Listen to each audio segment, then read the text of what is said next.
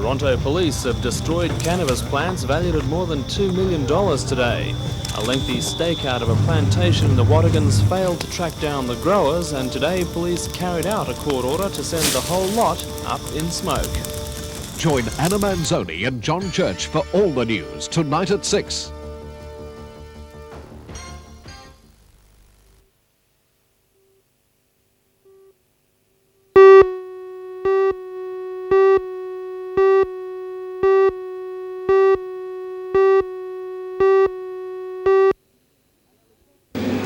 The test is a crucial one, as the score is 1-1. Australia won the first test in Brisbane on Boxing Day by 3 points, but lost the second test at Lismore last Saturday.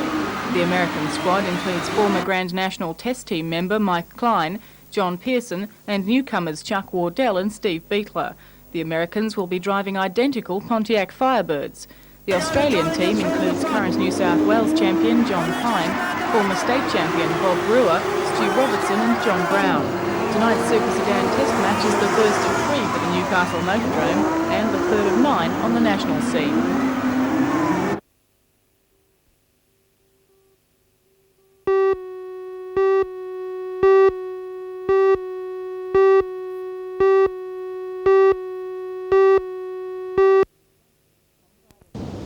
Hang glider Rick Duncan is well known along the Merewether-Bar Beach coastline. The 26-year-old is one of Australia's foremost hang gliders and is the current Australian champion. Rick is gearing up for the world titles, which start on January 26 at Mount Buffalo. Although 240 people are competing from 40 different countries, he believes he's in there with a good chance. I'm pretty confident. It depends how you put it together during the actual competition, but there's a lot of people down there that have got a good chance of winning it. Well, there's probably 10 people that have rated it having a chance of winning the title. So I'll just have to play it by ear and see how things go. But Rick Duncan's main job at the moment is to get rid of a cold that has been hampering his training. Cold aside, he feels it will be a strong advantage to the Australian team to be competing on home ground, and says Mount Buffalo's thermal conditions should make for an excellent competition. Oh, there's a good chance of that, I think, but there's a lot.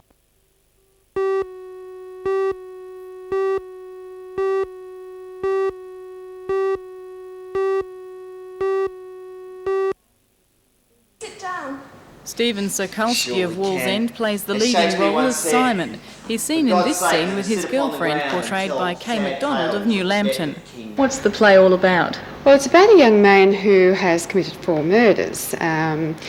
We see him in his cell and we relive these moments in his life and get to understand, well, not exactly understand him, but we see what motivates him and what has happened in his life that leads him to these murders.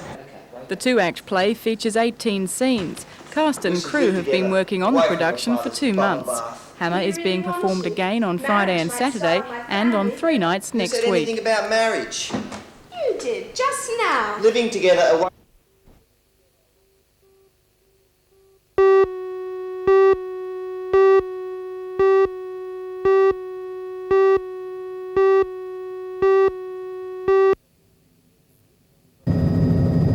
The plant will be built on this site, west of Toole Street, on land owned by the Rod and Bar Division. 11 hectares have been reserved for the construction, which will commence in April. BHP has been coy about the real price of the project, with figures of between $50 and $100 million being mentioned. When the plant is commissioned in about 2 years' time, manganese dioxide will be shipped to Newcastle from Groot Island and offloaded by the existing steelworks handling facilities. It will then be refined in a process developed exclusively by the local BHP Central Research Laboratory. Here, a pilot plant has been developed to test the efficiency of the process, which involves making the manganese dioxide purer and more battery active. The finished product is used to make high-quality dry cell batteries used in modern portable appliances. The real plant will be 1,000 times bigger than this model, which features modern testing and control equipment. The entire technology has been developed in Newcastle at these laboratories. It's been developed over about the last 10 years with particular activity in about the last 4 or 5 years, particularly to improve the quality of the product, particularly the purity of the product. Although an environmental impact study is yet to be completed, the researchers say they do not expect any pollution hazards. But a feature to emerge from this massive boost for Newcastle is the work done by an army of people behind the scenes. Steelworks manager Bill Farrens fought a battle with his Melbourne counterparts to convince them our industrial relations record was sound. The state government also chipped in, luring the development to New South Wales with special electricity and gas rates.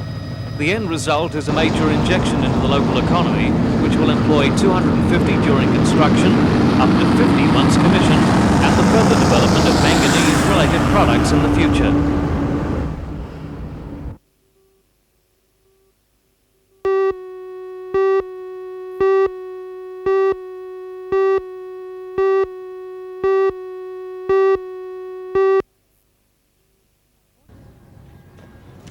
According to the Salvation Army, there's an acute accommodation crisis for single women in Newcastle. Many are finding themselves out on the street with nowhere to go. To help ease the situation, the Salvation Army is in the throes of fitting out the old Glasgow Arms Hotel as a hostel for women 16 years and over. The old bar has been torn out and is being turned into a recreation area, while rooms are being repainted and generally refitted. Outside, the beer garden is being transformed into a landscape back garden. According to the manager, Captain Mavis Stevens, who's been overseeing the operation, the hostel will be occupied from the day it opens its doors on February 21. She hopes the hostel will enable people to rectify some of the problems that are causing their homelessness. That's one of the areas I'd like to see some work done and address the problem of the basic homeless situation. Why are they homeless? And address those problems, if it's budgeting, money management, illiteracy, which seems to be a great cause of homelessness. Address those problems and have the folk break out of that circuit of homelessness. That's great.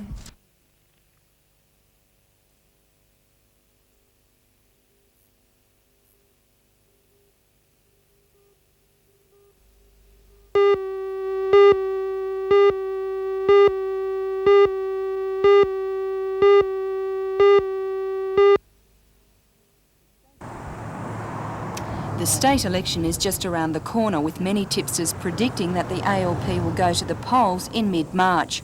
Already politicians are campaigning with gusto, and today the Australian Democrats joined the fray with the launch of their campaign. Richard Jones, publisher of environmental magazine Simply Living, is the Democrats' #1 candidate for the Legislative Council. He says if he's elected, the Democrats and the Independents are likely to hold the balance of power in the upper house. What I campaign for in the magazine is peace and environment, and I feel I can be more effective actually doing something in State Parliament. If I hold the balance of power, then we can really stop some of these dreadful bills going through too. Derek McCabe ran for the Democrats in the federal election in the seat of Shortland and polled extremely well. In the state election, he's running for the seat of Maitland in the Legislative Assembly and is confident of a strong showing. This is the first time an Australian Democrat has stood in Maitland for quite a number of years, and I think with the disillusionment with both the Labor and the Liberal parties, I think it's not as formidable as what a lot of people make out it to be. Another Democrat candidate in Maitland today was Amelia Newman, who's running for the seat of Mile Lakes. She says she'll be running on basic issues such as the need for better and safer roads.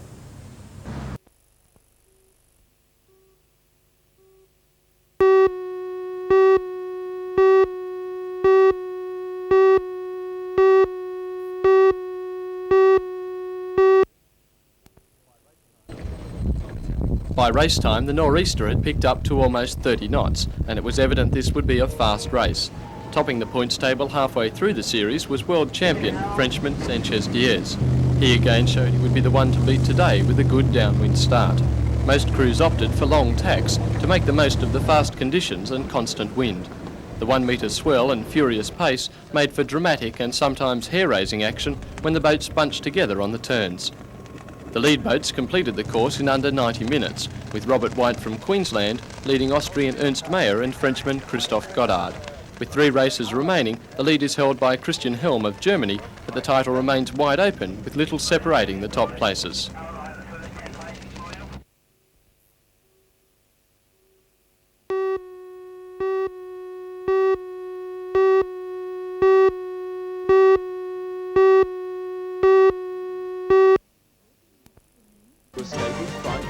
In the news tonight, we'll bring you pictures shot on a security camera of a daring escape from British prison last month. The prisoners went over the wall in style by helicopter. For all the news, join us tonight at 6. Dozens of prisoners are physically holding back the four warders.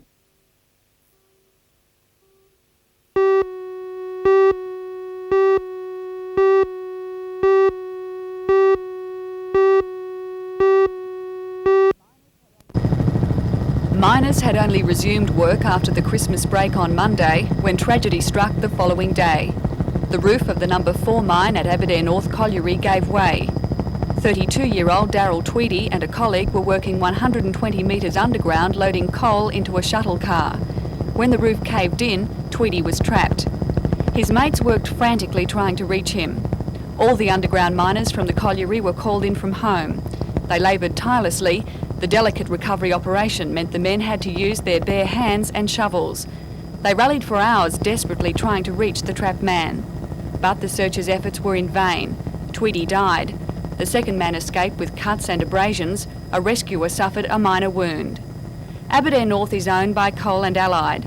Today, Bob Cameron, the superintendent of collieries, said the miners were to be commended for trying so hard to save their colleague. Daryl Tweedy was married. He lived with his wife and 3 children in Cessnock. A spokesman for Industrial Relations Minister, Pat Hill, says he has asked for an urgent report into the tragedy.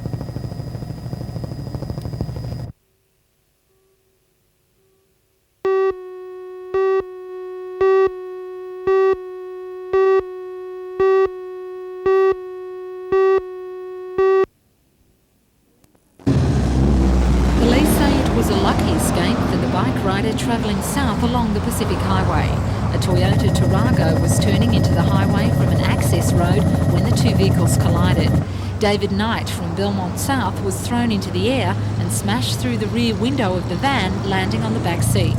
The van's female driver and child passenger suffered minor injuries. Knight was rushed unconscious to the Royal Newcastle Hospital in a serious condition, suffering severe head and possible spinal injuries. Witnesses say the 2 vehicles skidded along the highway on impact. The bike hit the brakes, he braked fairly hard and the bike went straight into the side of the van and the rider went head first through the rear window, landing on the back, between the back 2 seats of the van.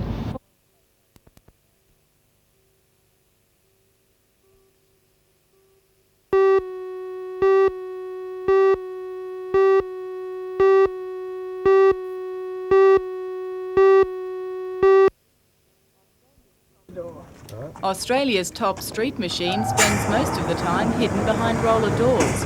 The high-tech 1955 FJ Holden was recently judged top street machine at the Summernats titles in Canberra. Car enthusiast Rex Webster has owned his pride and joy for 12 years and has spent more than 6 years restoring it to this condition. It's registered as a modified FJ, but it's far beyond the average. Its transplanted Holden 186 motor is hardly recognisable. It features chromed carburetors, extractors and manifolds, and several handmade components, including radiator and breather caps and side plates. The grille and headlight rims have a brushed satin chrome finish, while the rear of the car is supported by 1 metre high truck tyres. The FJ also features a variety of electronic controls, with a push-button ignition, doors and windows, and a built-in TV radio cassette. Rex spends 50 hours cleaning the car before a show. It's worth around $50,000. He bought it for $100. But would he sell it? That question's been asked a lot. I don't think so. On February the 26th, he's taking his investment to America. The main reason I'm taking the States is to compete on the International Show Car Association show circuit. Right? Nobody in Australia has ever done it before. I've won every show in Australia that cars have ever been in, and I think, well, there's no more challenge here, so it's time to go abroad and take on the US.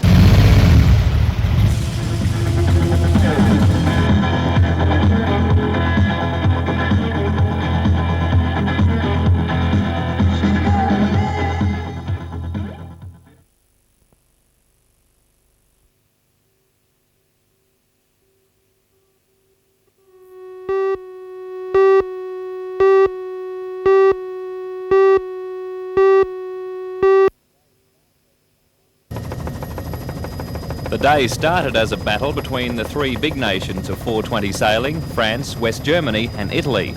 Before the final heat, each country had an entry with a good chance of winning. With the world title on the line and wind shifting almost every time a new course was set, the race didn't get underway until midday, an hour later than scheduled. Today's conditions suited the current world champion Jean-Francois Berthet of France.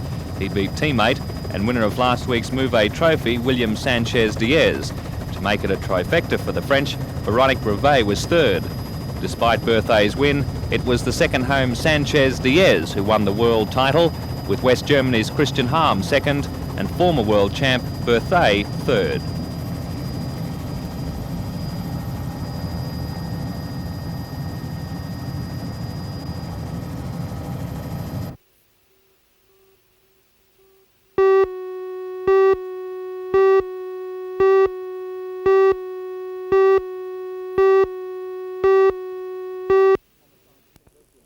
Homicide detectives charged the woman at about 2 o'clock yesterday after police went to a home in Lithgow where she'd been staying with relatives. They later recovered 2 rifles from the home.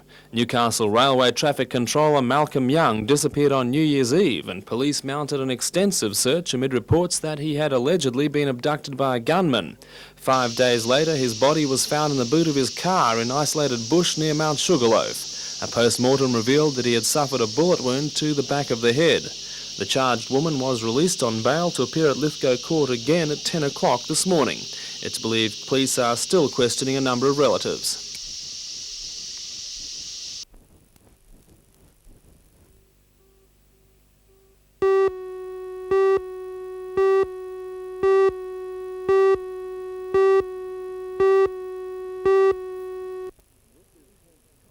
This is Henk Kopp. He has approval from the Parks and Wildlife Service to care for injured native animals, and his Canwall home is quite a menagerie.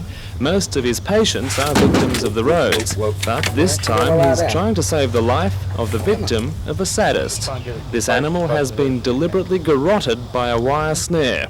The roo was reported to Henk by the resident of this rural subdivision who watched it struggle in from the bush to graze on his lawn.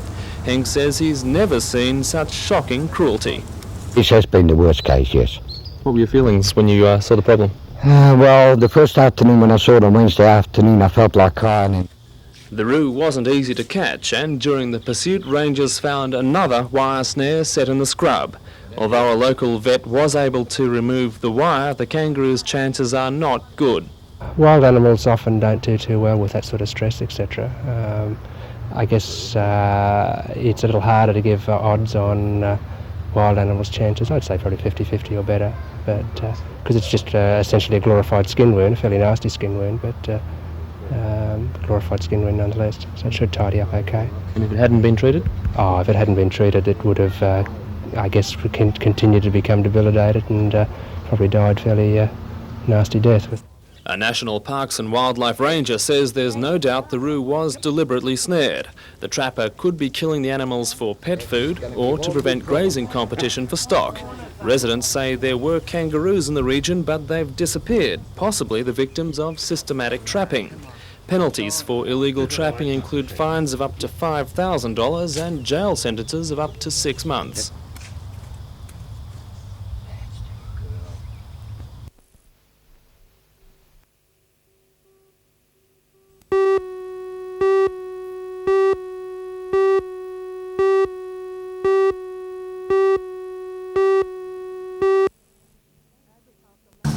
Agriculture, Lands and Forests Minister Jack Hallam toured Cairns today after officially opening the plant. The company, which cost up to $3 million to establish, also has a vegetable oil refinery at Rutherford. Mr Hallam was involved in getting final approval for the company's licence to manufacture margarine. It was the first such licence issued since 1952. We looked at the application objectively. We felt that we could safely issue the licence, and they haven't been put out of business by the giants, and they're employing people. They're using oil which is produced in New South Wales, and they're selling their product throughout Australia. William C. Cairns General Manager Frank Hagney says the margarine production has grown from nothing to a business turning over at least $5 million a year. While here, Mr Hallam also presented a $220,000 cheque to the Walker Waterworks Trust. The money will go towards refurbishing the shell of the former pump house to then be used for exhibitions and meetings. Mr Hallam also launched the Waterworks Trust draft plan of management to be exhibited for public comment. One proposal for the site is the construction of an Aboriginal interpretive centre. So I think that would probably be a fine use for such a building. All right, that's fine. Thanks very much.